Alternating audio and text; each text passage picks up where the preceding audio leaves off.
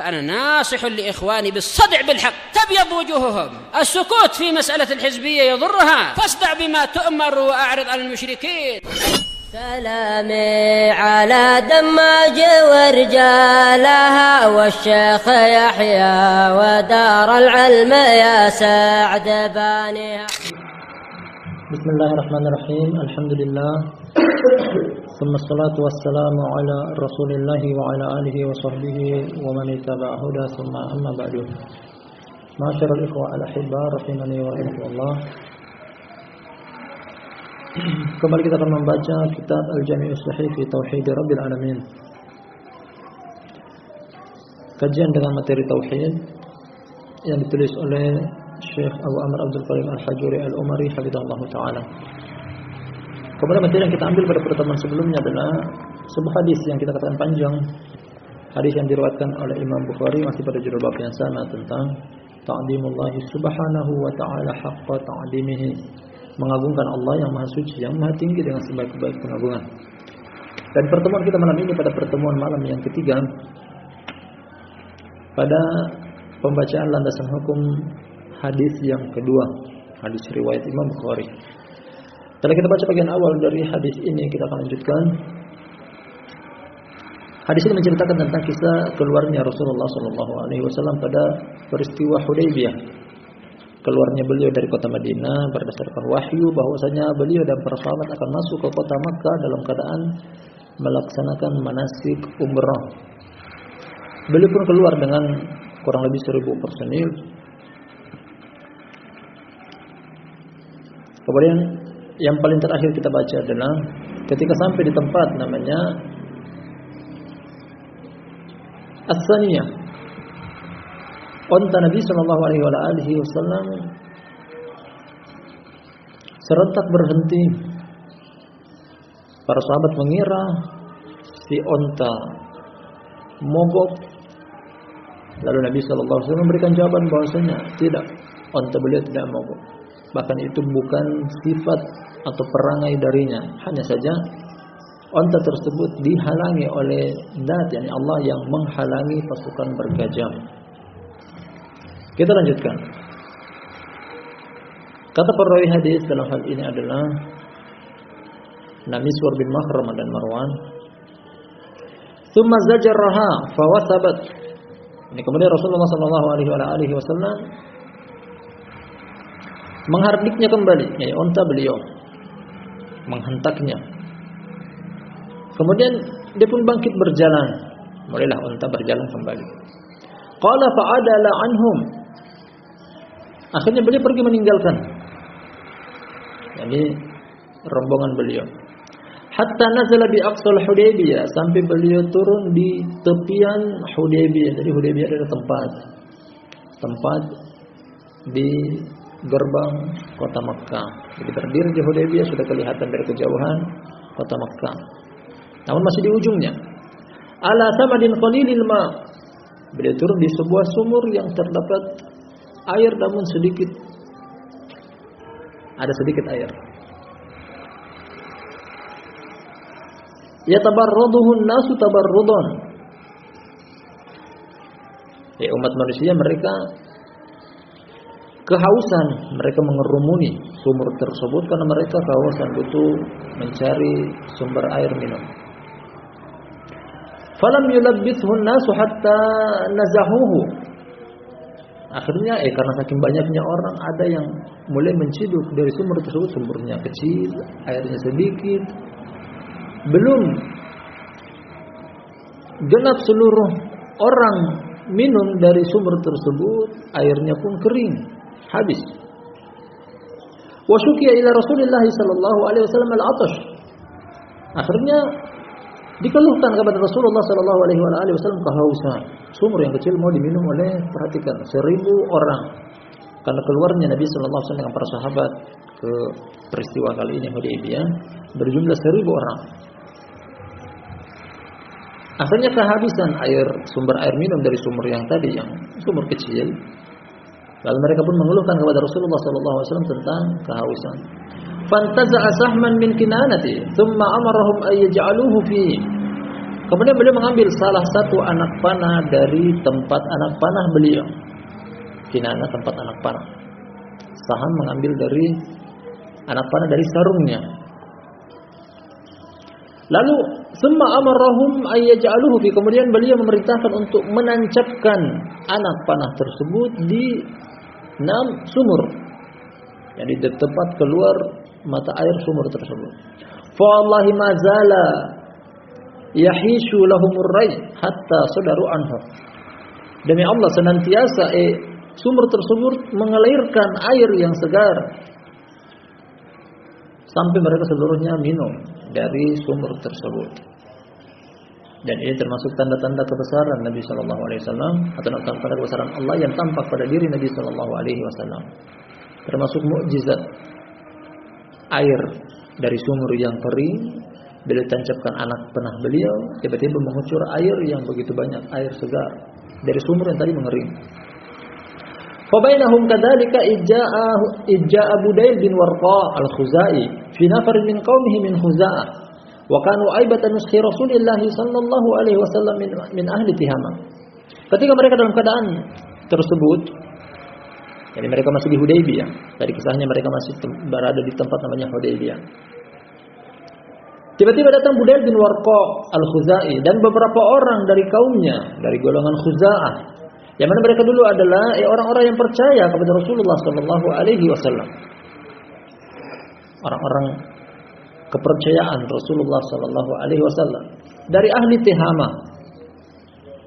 Tihama adalah tepian barat dari Jazirah Arab. Artinya mereka orang pesisir pantai. Datang Budail bin Warqa dan beberapa orang. Artinya mereka sebenarnya masih tinggal di kota Makkah. Namun mereka memeluk agama Islam. Mereka yang meninggalkan kota Makkah masih terhalangi dengan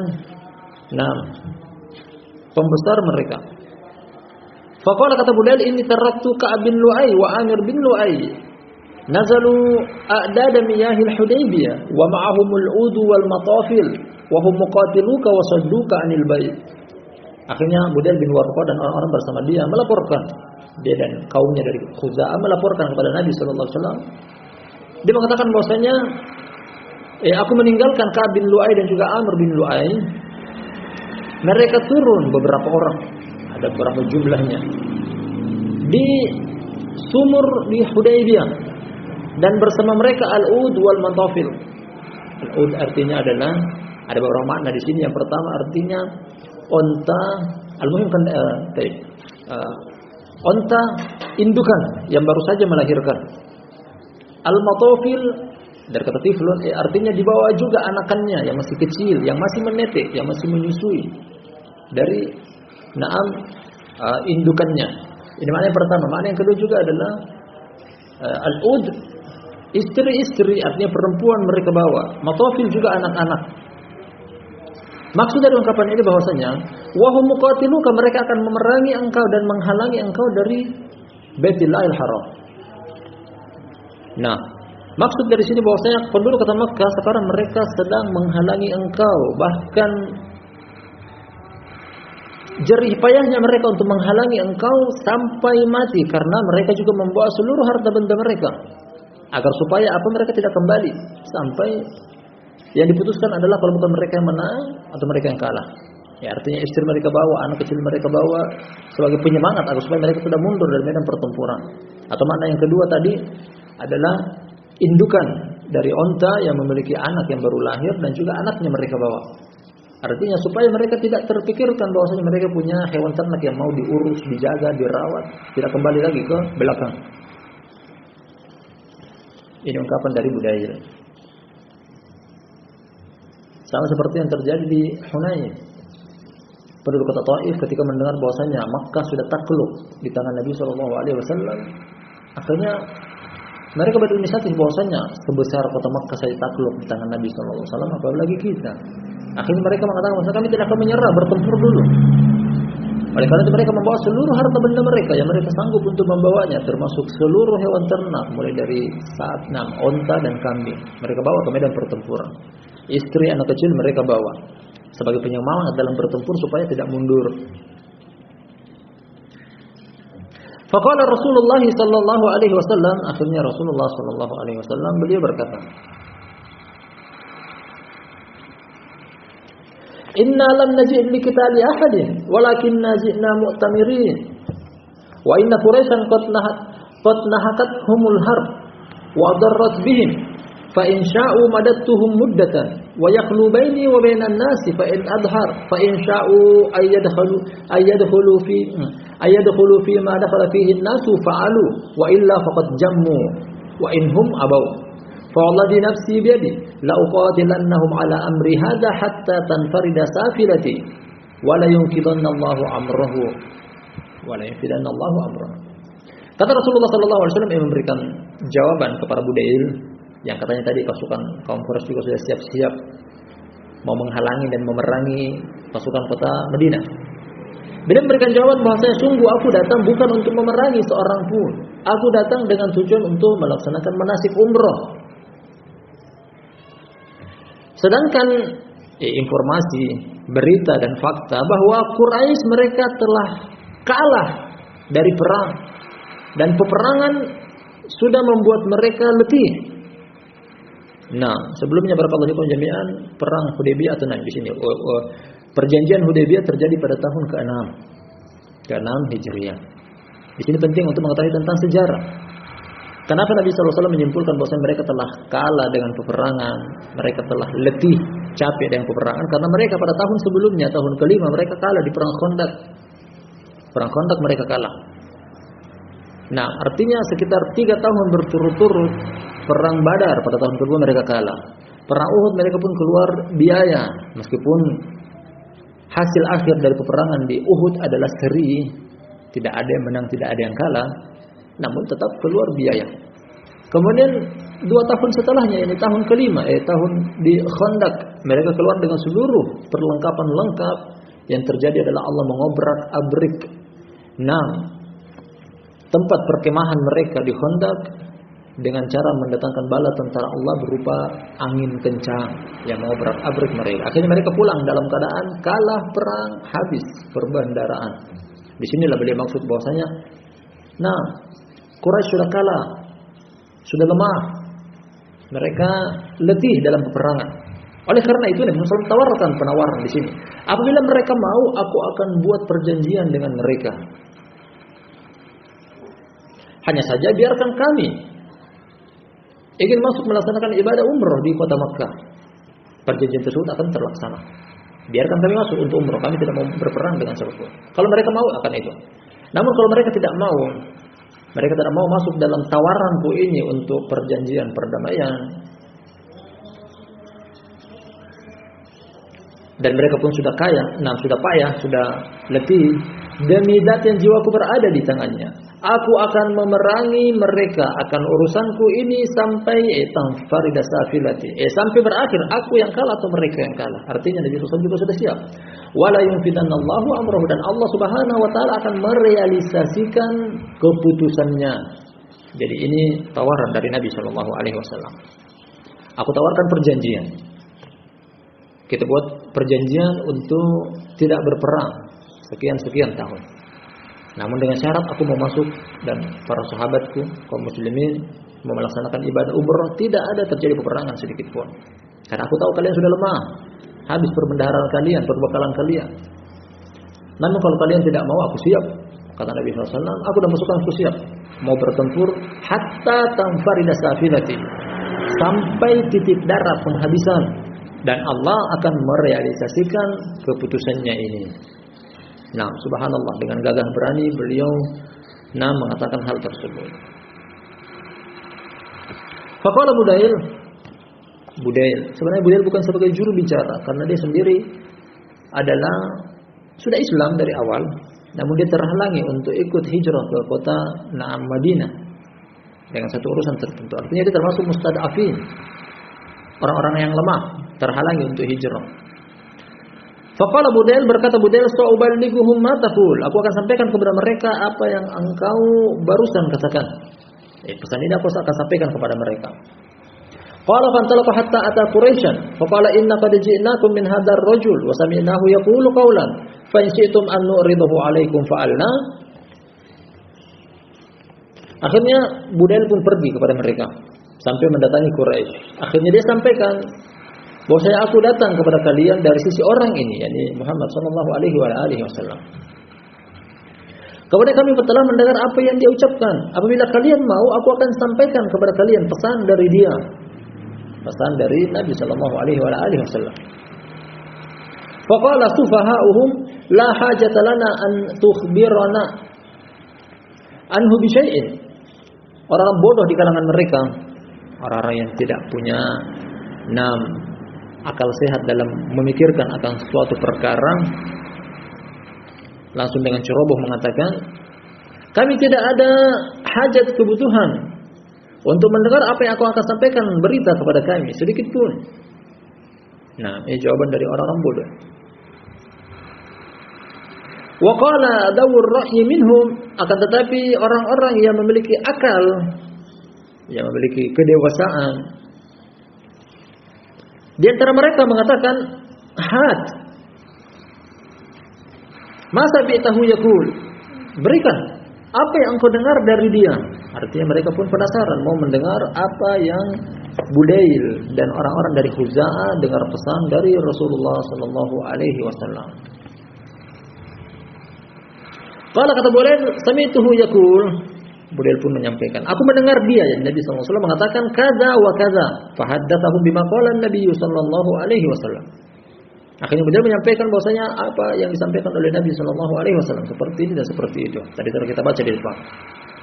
Nabi SAW mengatakan bahwasanya aku datang bukan untuk berperang, aku datang dengan tujuan umroh, dan aku tahu bahwasanya keadaan sekarang ini kaum Quraisy lagi terperosok jatuh, kalah perang bertubi-tubi 3 tahun berturut-turut. Artinya mereka sudah tidak punya kekuatan. Aku tawarkan kepada mereka, kalau mau damai, izinkan aku masuk ke kota Makkah mau melaksanakan ibadah umrah. Kalau tidak, silahkan. Ayo, aku pun siap untuk berperang habis-habisan sampai titik darah penghabisan. Nah, ini pesan dari Nabi SAW kepada kaum Quraisy. Faqama Urwa bin Mas'ud. Akhirnya Urwa bin Mas'ud mengatakan,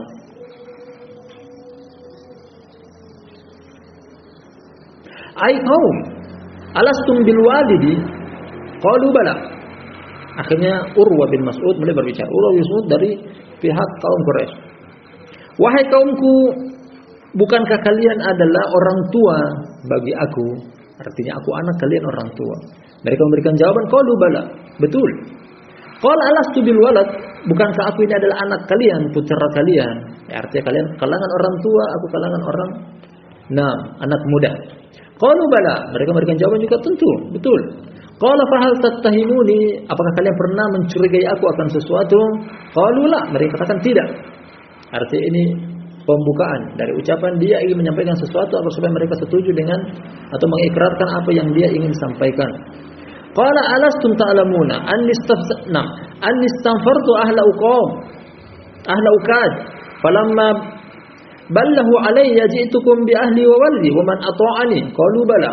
Akhirnya menyampaikan bahwasanya, tidakkah kalian tahu bahwasanya dahulunya aku mengajak berperang penduduk Uqad, salah satu nama pasar sekaligus kampung di kota Makkah, pasar tenar di musim haji.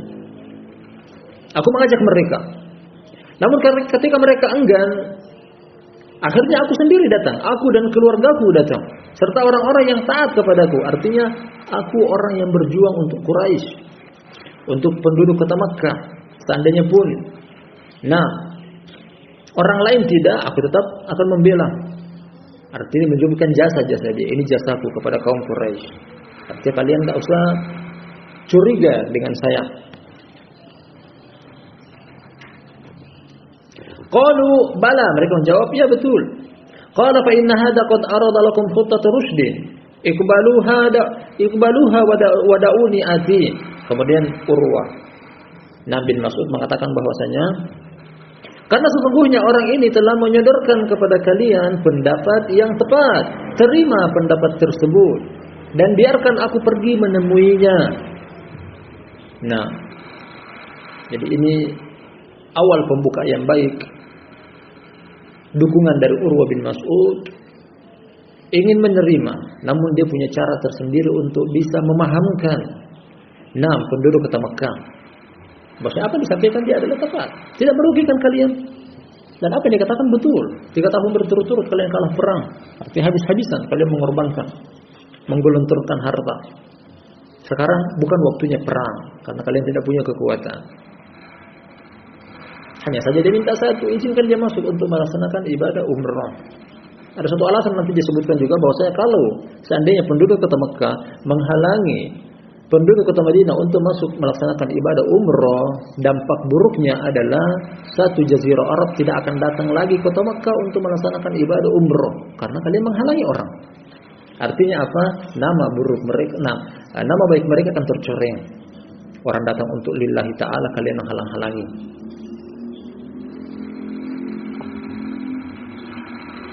Akhirnya minta izin, izinkan aku untuk datangi dia.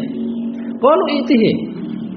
Kaum Quraisy pun mengizinkan dia, silakan datangi Nabi sallallahu alaihi wasallam.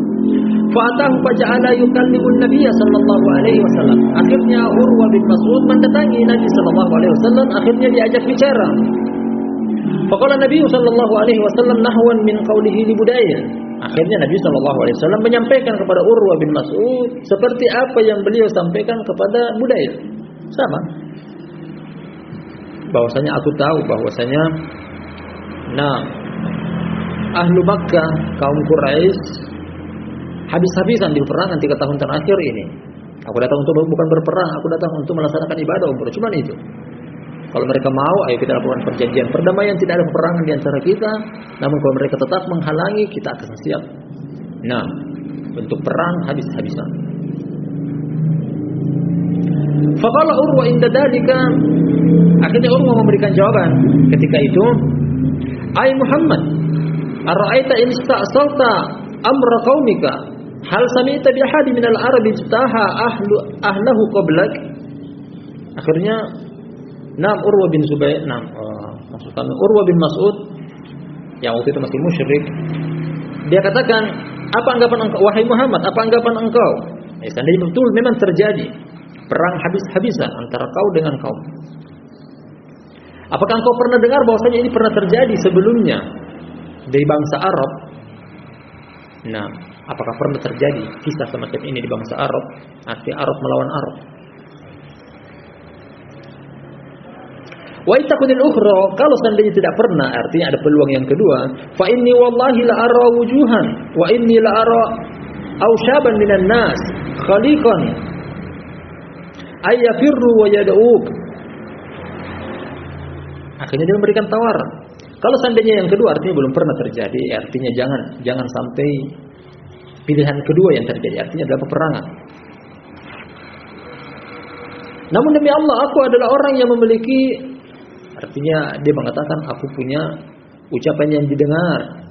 Aku juga adalah seorang pemuda yang didengar di kaum Quraisy. Dan aku khawatir orang-orang akan lari dari engkau. Aku khawatir orang-orang akan lari dari engkau, wahai Muhammad, akan pergi meninggalkan engkau.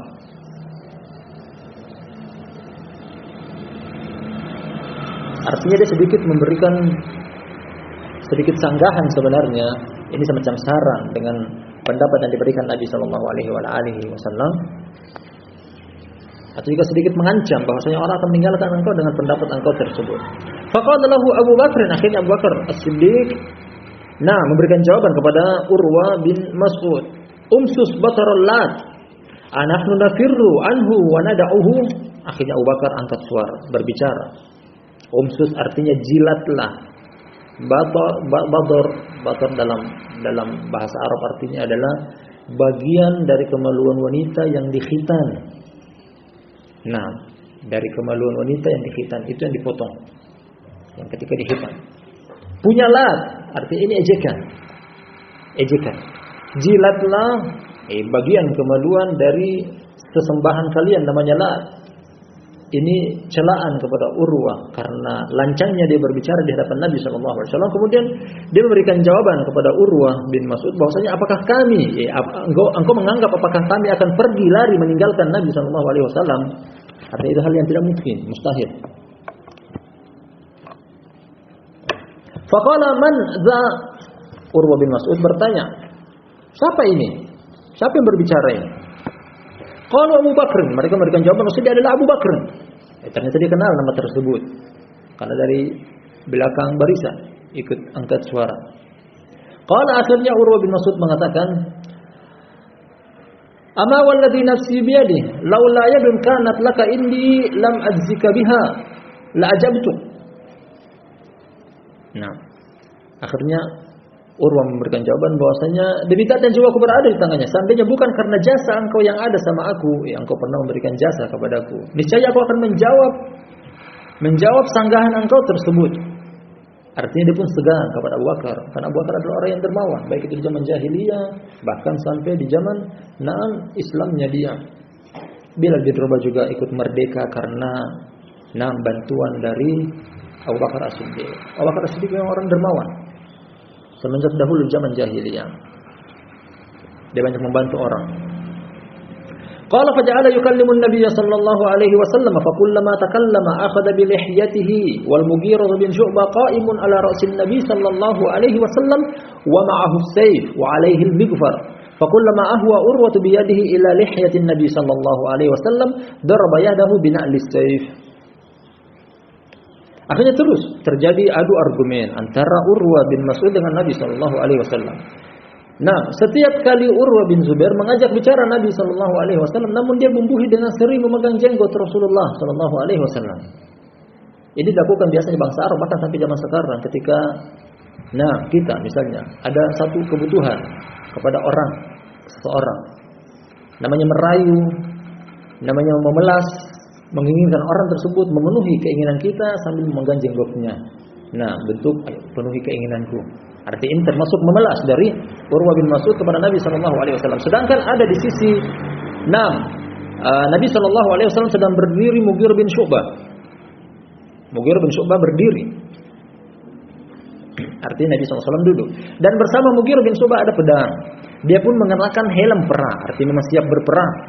Mughirah bin Syu'bah termasuk orang yang menjaga Nabi sallallahu alaihi wasallam. Ada pedang di tangannya, ada helm perang. Setiap kali Urwah bin Zubair mau memegang dengan tangannya jenggot Nabi sallallahu alaihi wasallam, selalu Mughirah bin Syu'bah mengetuk tangannya dengan sarungan dengan gagang dari pedangnya dia tersebut. Artinya ditegur, jauhkan tangan engkau. Artinya betul-betul Nabi sallallahu alaihi wasallam dimuliakan. Ketika penduduk kota Makkah menghina beliau, mengejek beliau, ada orang-orang yang memuliakan beliau dan ini ditampakkan oleh para sahabat kepada penduduk kota Makkah. Faqala lahu kata Mughirah bin Syu'bah, yakni kepada Urwah bin Mas'ud, akhir yadaka ala lihyati Rasulillah sallallahu alaihi wasallam. Jauhkan tangan engkau dari jenggot Rasulullah sallallahu alaihi wasallam.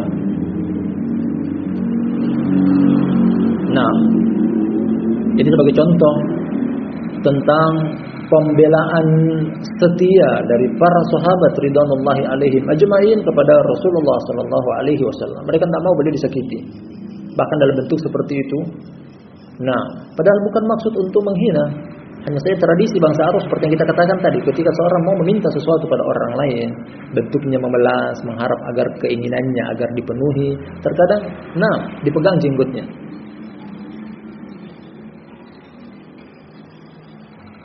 Dipukul bukan main-main lagi dengan pedang. Singkirkan tangan engkau dari jenggot Rasulullah sallallahu alaihi wasallam. Farafa'a Urwatu ra'sahu faqala man hadha? Akhirnya Urwah mengangkat kepalanya dan dikatakan siapa ini? Karena Mughirah bin Syu'bah sendiri memakai helm perang, artinya tidak kelihatan wajahnya. Dia mengatakan man hadha? Siapa ini? Qalu, mereka memberikan jawaban Al-Mughirah bin Syu'bah. Mughirah bin Syu'bah. Ternyata dikenal nama tersebut. Akhirnya Urwah bin Mas'ud mengatakan, "Ai gudar." Gudar artinya curang. Ini seruan kepada orang yang pernah melakukan kecurangan. Dari godurun. Gudar. Godir, orang yang curang. Alastu as'a fi ghadratik, bukankah aku pernah membantu engkau akan kecurangan engkau? Kecurangan yang disebut yang dimaksud adalah, nah diterangkan di sini oleh perawi hadisnya, wa kana al-Mughirah sahiba qauman fil jahiliyah faqatalahum wa akhadha amwalahum thumma jaa'a fa aslama faqala an-nabiy sallallahu alaihi wa ala alihi wasallam amma al-islam fa aqbal wa amma al-mal falastu minhu fi syai'. Mughirah bin Syu'bah dahulunya, yakni sebelum masuk Islam di zaman jahiliyah, dia pernah membunuh orang. Setelah membunuh dia ambil hartanya. Dia pergunakan harta tersebut sampai habis. Kemudian dia masuk Islam. Nah, orang yang terbunuh, anggota keluarganya masih menuntut. Nabi SAW memberikan jawaban kepada dia, wahai Mughirah, adapun agama Islam engkau aku terima. Artinya masuknya engkau Islam, Allah terima, aku pun terima. Namun urusan harta yang berkaitan dengan diat, membayar nyawa, dan juga harta orang yang engkau ambil tersebut, aku tidak urus yang itu. Aku tidak memiliki urusan akan hal tersebut. Nah, ini yang dimaksud oleh Urwa bin Mas'ud tentang kecurangan yang dilakukan oleh Mughirah bin Syu'bah. Namun itu di zaman jahiliyah. Di zaman jahiliyah. Dan yang ikut membantu dia ternyata adalah ini, Urwa bin Mas'ud.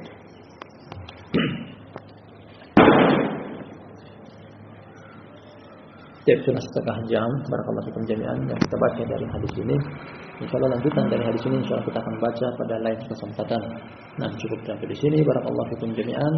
Terus panjang sekali, masih ada 2 lembar lebih, 4 atau 5 halaman. Nah, kita cukupkan sampai di sini. Subhanakallahumma bihamdik asyhadu an la ilaha illa anta astaghfiruka wa atubu ilaik.